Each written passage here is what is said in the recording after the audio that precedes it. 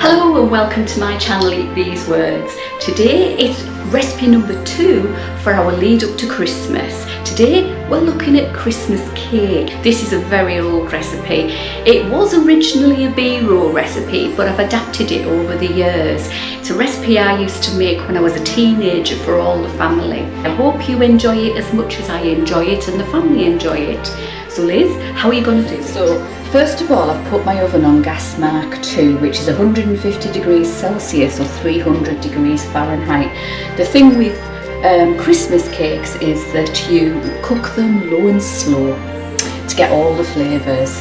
Earlier what I did was I put together 200 grams of currants, 200 grams of sultanas, 200 grams of raisins, 100 grams of glacé cherries.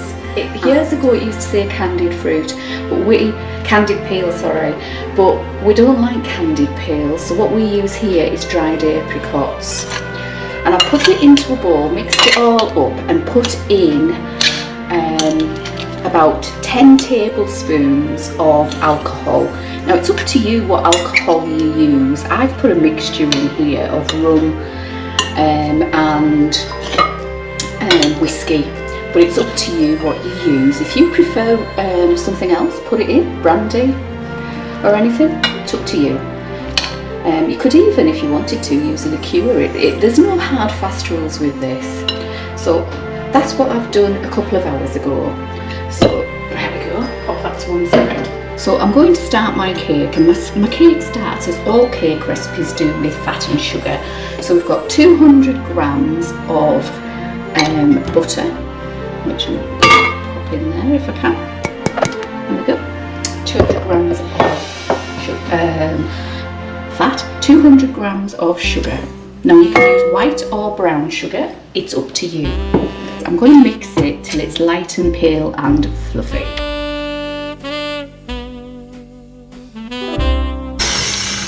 So once your mixture is lovely, light and fluffy, what we need to add is the eggs. Now there are 4 eggs to add into this, 4 large eggs. So we're going to, there we go, there's number 1 going in.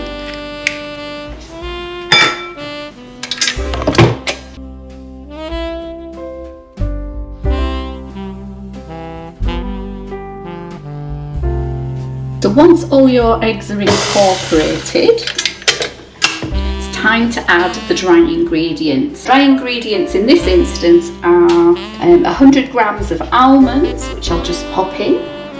There we go. These blanched almonds. And 300 grams of self-raising flour, which I have here. Now normally I would say sieve your self-raising flour, but in this instance there's no need to. So we're just going to pop that in gently. Whoopsie, excuse me, I'm not very good at this. Just get it all out. There we go. Along with 1 teaspoon of mixed spice, which we'll pop in there. So put your mixer on a low speed and mix gently until combined. Shouldn't take too long. So as you can see, it's coming together now, so it's time to add our fruit. I've taken my bowl off the mixer, and what I'm going to do now is add my fruit. So I've got all that fruit that I left to macerate in the alcohol earlier, which I'm going to pop into here, but I'm not going to do it all in one, I'm going to do it in 2 bits. It seems to have soaked up all of the juice in the bottom of it, so it looks okay. So I'll do the first half, just pop that in, there we go.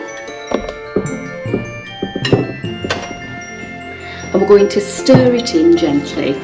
Because this has got alcohol in it that's wet, it will loosen up my mixture a little bit, so we need to make sure that we give it a decent mix as we're going, because we want to evenly distribute that alcohol throughout the cake. Okay, once you've done that, time to add the other bit, the other half. of your fruit. Now it's a lot of fruit that you're adding, but it's worth it. And then we amalgamate the rest. You can feel it loosening up a bit now, and you can definitely smell the alcohol.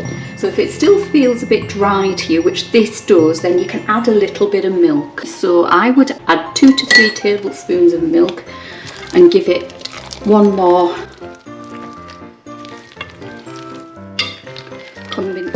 stir. And as you can see, that's a lot better now. It feels different as well. Okay. Normally you would just do 1 9-inch cake pan, but in this instance I'm going to be doing 2 smaller pans because it's for family members, this. So just pop that over there. So I've greased and lined 2 loaf pans,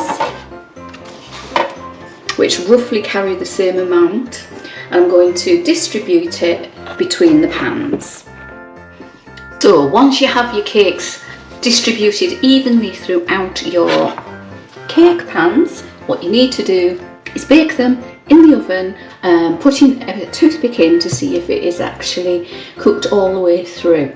Now put a toothpick in, and just if it comes out with anything on it, leave it back, put it back in the oven for a wee while until it comes out clean. So these are my cakes. They've come out of the oven, and I've lain them, I've let them cool, and then I've lain them on some cling film, because what I'm going to do is I am going to feed them with some whiskey.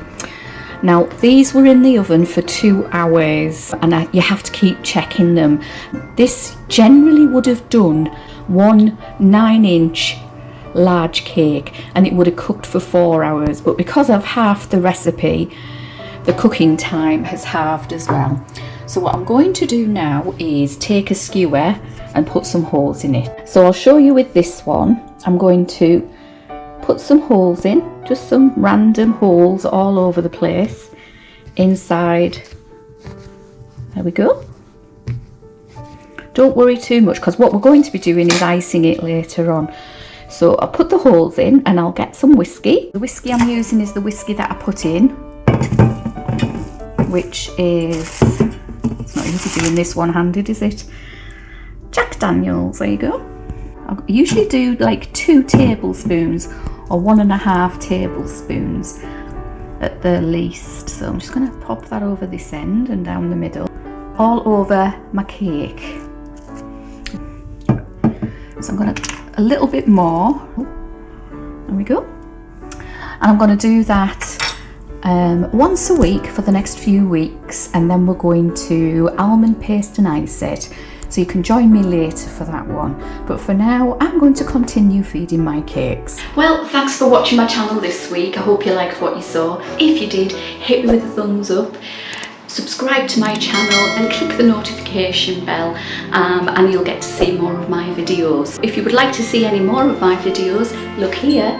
And if you want to see something that the computer's picked for you, hit here. But for now, Liz out.